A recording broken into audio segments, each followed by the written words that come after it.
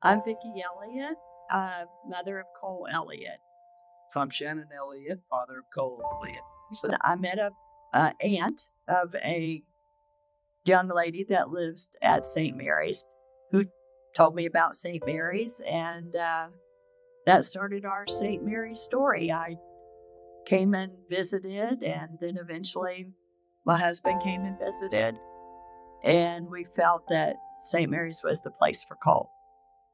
I worried a lot about what would happen to Cole if something happened to us and we could not take care of him, or when we reached the stage in life when we could no longer take care of him. And at times he could be hard to control. I saw my mother, who was now my age, having a hard time taking care of Cole and meeting his needs. I did not want that responsibility to be Cole's older brother's responsibility. I wanted my other son to have a normal household where the children weren't locked in or locked out. And that was my main worry in the middle of the night. All right. It was a hard phone call to make. And I came and I took the tour and I saw the other clients, and I saw a lot of kids like Cole. And I thought, this is where Cole needs to be. And it's a lengthy process to go through all the evaluations. And it was funny because when I met with the person at that time who did the intake, I went in with a 3-ring binder and everything was tabbed. And he took it. He said, nobody's ever brought me anything like this before. So I was ready and prepared. And at the time, it was a 3-year wait to get into St. Mary's. So we thought we had a lot of time to get acclimated to the fact that Cole would live here, thinking he would be a teenager when he came. In reality, he came to St. Mary's when he was 11 years old. And I think that was best for him because he moved in, he acclimated very well. He was just a little soldier with the St. Mary's tucked in shirts that they wore at that time. And he's very happy to come home now, and he's very happy to come back to St. Mary's. So we're very fortunate. Well, I think from a family standpoint, it's really been a great relief on us because it was, I worked long days as, Vicki worked as well from home. And, when Cole was very young, he didn't know how to communicate. We didn't know how to communicate with him, and we were doing the best we could. And Cole was doing what Cole wanted to do. But at the end of the day, when he was very young, it was like the minute I'd get home, Vicki'd want to go to the other side of the house because she was just wore out, from constant cleaning up behind him or watching him, because you couldn't take your eyes off of him and leave him in a room alone for more than 4 or 5 minutes. He was destructive, not because he was a destructive kid, but I think he was inside. He couldn't tell us what he wanted to do, and so he was frustrated. And I really think that when he got to St. Mary's, there was enough strings going on and structure for him that, he was a lot happier young kid at the time. And I can tell you, like Vicki said earlier, he's ready to come home. But after about 2 days of mom and dad, he's ready to come back. And that's heartwarming for us because we know he's happy here. And I can tell you one of the hardest things we did was when we dropped Cole off and left him. We headed home and we cried all the way, And but it was the best thing that ever happened to us as far as Cole and having long-term care and placing him in this facility. Okay. And it allowed our other son, Ryan, to have a more normal childhood than what he had been having. He was often locked in the house or locked out of the house, and in order to keep Cole safe, and it probably ain't saved our marriage. Neither one of us wanted to be alone with Cole for very long. It was had to team up on him. It's a tough job as a young child, and it really, now that we sit back and think about it, we really believe that he was frustrated because he couldn't communicate with us, but yet he was very smart. I can remember in our backyard we had a 6-foot privacy fence, and Maggie, our dog, she would go out in the backyard with Cole, and you'd look out the back window and you couldn't find Cole. Well, Maggie was laying under the tree, and you'd go outside and say, "Maggie, where's Cole?" And she'd just look right over at him. We had a large backyard, so she was watching him for us, It's just, we didn't know. And then, as he got a little bit older and a little stronger, there was some people building a house across the street. Well, there was loud noises over there. The big 18-wheelers were bringing in the concrete for the slab, and Cole grabs an outdoor table, pushes it over to the fence. Now, mind you, the boards were placed on the inside of the fence so he couldn't crawl his way out. It was a smooth side. So he's smart enough to push that table over there where he can crawl up and sit on top of the fence to watch the trucks. So, it's pretty amazing how smart these kids are, but yet they just have no way of communicating with us. So we're very happy that Cole's at St. Mary's. So Cole has really achieved a lot, and Cole is a very quiet young man.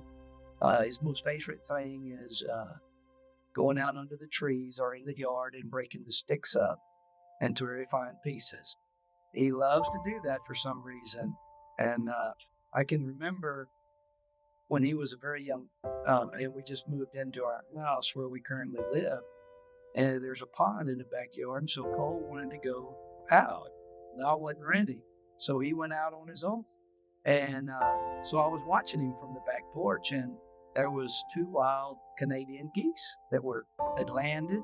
They got out of the pond, and Cole was under the tree breaking his sticks, and Cole would look at the geese and then go back to breaking his sticks, and I told Vicky, I said, "I'm going to watch this and see what happens, And so, sure enough, he's still breaking his sticks, and he'd move over 3 or 4 feet and break some more. And the 2 Canadian geese just kept getting closer. They would feed a little while, and they'd look at him, and then they'd go back to feeding. It was pretty impressive to watch that. It was almost like those, 2 geese knew that Cole wasn't even interested in them and wouldn't hurt him. And they stayed there for quite some time, watching Cole break sticks, and Cole would watch them eat. So it's pretty interesting. He comes up here, and so we're talking to, the caretakers, and it's one of the first things they say is, when we go outside, everybody wants to go and sit in a rocker, and Cole wants to go get under the tree and break the sticks up. And I said, he's loved to do that ever since he was a kid. And to this day, he still does that. And with that being said, makes us warm inside knowing that feels like he's at home here, and we're proud of that.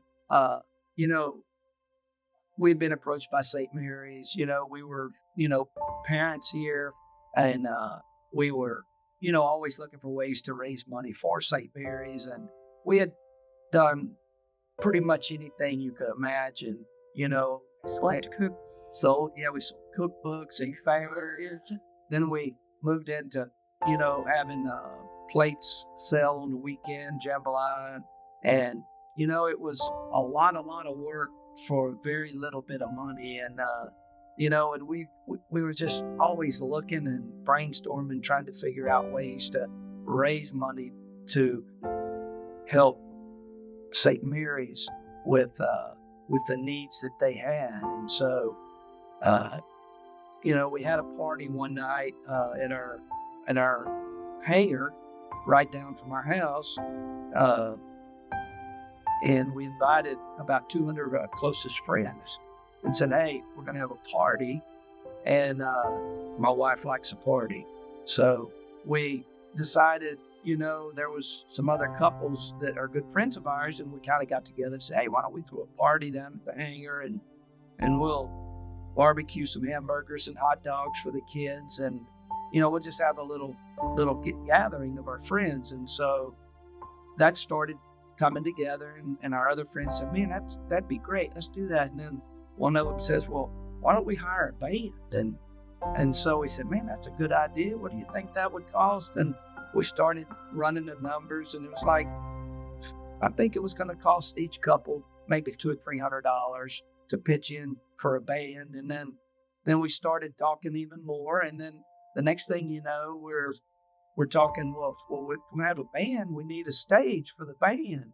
And then we said, well, Lord, we're going to need to invite a lot of people if we're going to have a band, So things progressed in a matter of a few weeks. And so a friend of ours says, well, I'm going to call up a friend of mine, Jamie Bergeron. He's an Cajun musician, and he travels all over the United States playing.